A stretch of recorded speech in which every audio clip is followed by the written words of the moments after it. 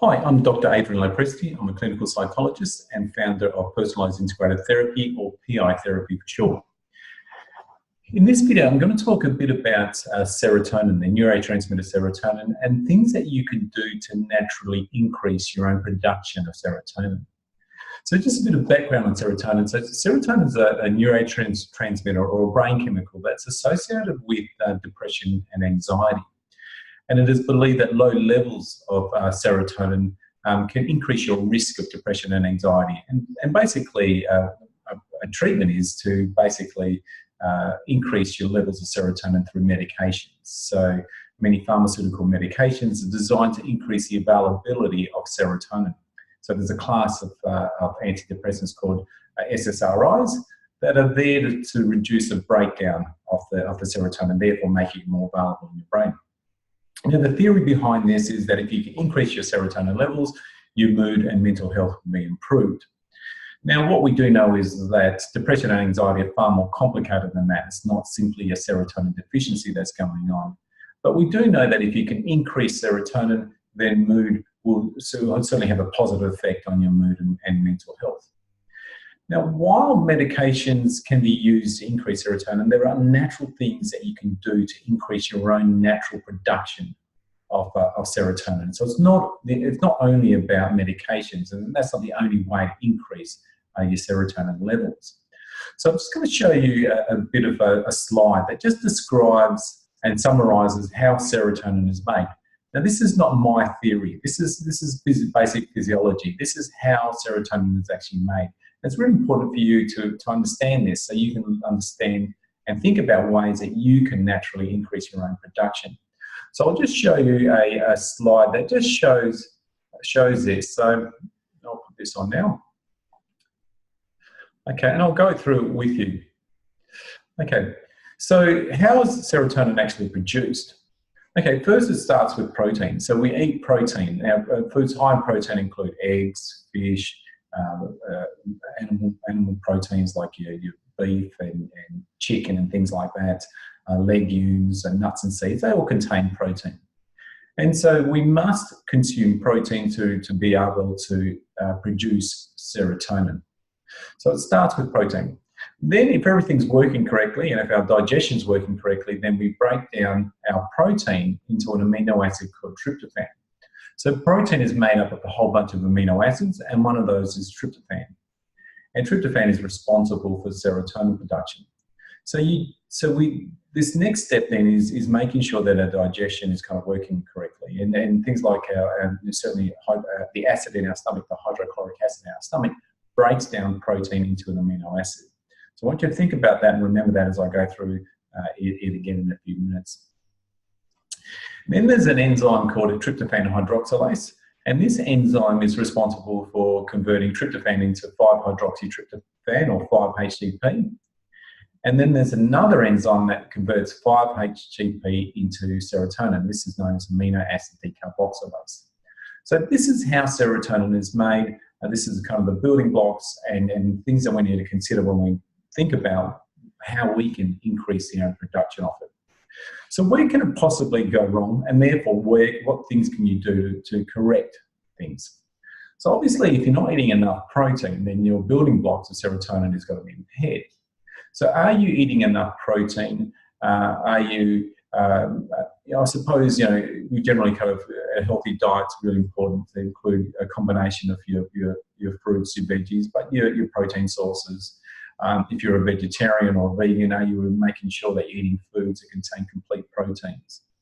So that's potentially where that can require correcting. If you're not eating enough protein, that's not all about increasing excessive consumption of protein, it's just about getting enough. Then the next step is our digestion. So if you're suffering from any digestion problems, then that can potentially impact on your body's ability to break down protein into tryptophan. Now, people who are particularly susceptible are those with obviously digestive disorders, and we know there's a strong link between digestive disorders and serotonin and mental health and depression and anxiety. But if you're taking antacids regularly, if you're taking proton pump inhibitors and you've been on that for a long time, then potentially your body's ability to break down protein into tryptophan is impaired. So have a think about that in terms of your digestive health. Then these next two enzymes, they actually require vitamins and minerals to work effectively, to work efficiently.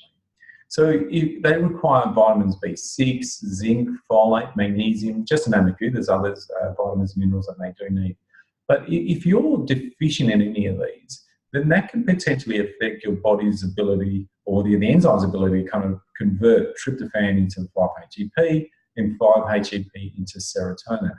So that's why lots of research shows that nutrient deficiencies are often associated with depression and anxiety, and it could be potentially via this mechanism. So as you can see, there's numerous ways that you can potentially increase your serotonin production, your protein, good gut health, and ensuring you get adequate levels of vitamins and minerals. And that will come obviously from eating fruits and veggies and things like that. But you may also need to supplement with, say, B complex or magnesium or zinc, particularly to help increase kind of the activity of these enzymes. Now, there's also things we need to consider in terms of what breaks down serotonin, because there's plenty of things that can affect our serotonin production and can increase the breakdown of serotonin. And therefore, there's many changes that you could potentially make to improve that. So we know that high stress actually breaks down serotonin. During high stress, we excrete a hormone called cortisol, which is our stress hormone, and cortisol can greatly lower levels of serotonin. So potentially there, by reducing stress, learning ways to manage stress, you're increasing your serotonin production. Inflammation is also another thing that can go on that can potentially increase the breakdown of serotonin. So excess inflammation can have a very detrimental effect on serotonin production. And research shows that increased inflammation is common in people with depression and anxiety. So inflammation could be, you might notice the signs and symptoms, but you might not. It might be kind of a silent inflammation. You don't have the pain, you don't have the swelling. And it can come from our diet that we're eating. It can come from medical conditions that we're maybe suffering from. It can come from a whole gamut of factors. So potentially by reducing inflammation, you can improve mood. Poor sleep is a great factor that significantly affects serotonin production. So is your sleep good? Are you respecting sleep? Are you doing the things you need to do to ensure that you're experiencing good quality sleep? There's a condition called oxidative stress, and oxidative stress is where there is an imbalance between our free radical production and our antioxidants. And when our free radicals greatly exceed our antioxidant production, then we produce oxidative stress. So free radicals are naturally produced in our body, but free radicals can also be produced by smoking, if you're a nicotine smoker, by being exposed to too many pollutants and toxins and things like that. Even stress can increase our free radical production. So potentially looking at how you can reduce your free radical activity, but on the other side, increase your antioxidants, because they're the protective mechanisms behind free radical production. So antioxidants are fruits, veggies, herbs, spices. They're really, really important for protecting against oxidative stress. So are you eating enough and consuming enough antioxidants? There's certain medications that can affect serotonin production. Obviously, there's your antidepressants can increase it, but there's also medications that can affect its breakdown. So if you're on medications, then I encourage you to speak to your doctor about that. Alcohol and other drugs will greatly reduce our serotonin production. Obviously, our poor gut health, as I've spoken to earlier. Even excess toxin exposures, they can greatly affect our serotonin activity. Hormone imbalances like thyroid hormone imbalances and sex hormone imbalances can affect our serotonin production. And omega-3s. Omega-3s are commonly deficient. People with depression and anxiety are commonly low in omega-3s. And omega-3s can have a significant effect on our cell's sensitivity to serotonin. Omega-3 is also a great anti-inflammatory. So if you're looking at ways to reduce inflammation, omega-3 is definitely one way to do that. Things like curcumin, ginger, saffron, they're also very good anti-inflammatories. The nutritional deficiencies, which I've spoken about, and even our blood sugar imbalances. If your sugars are all over the place, the foods you're eating are high in sugar, they're refined, you're skipping meals and things like that, that can potentially affect serotonin production because it increases kind of insulin levels, and that can be a major impact on serotonin. So as you can see from this slide, there's several ways that you can increase your natural production of serotonin. It's not all about taking medications. And while medications can be useful for many people, I want you to think about your own natural production. What can you potentially do? What changes can you potentially make to improve your serotonin production? Now, if you want to learn more about natural ways to improve your mood, and really from an integrated perspective, I've created a therapy known as PI therapy. This is a very integrated therapy looking at all the different things that we can do to kind of improve mood.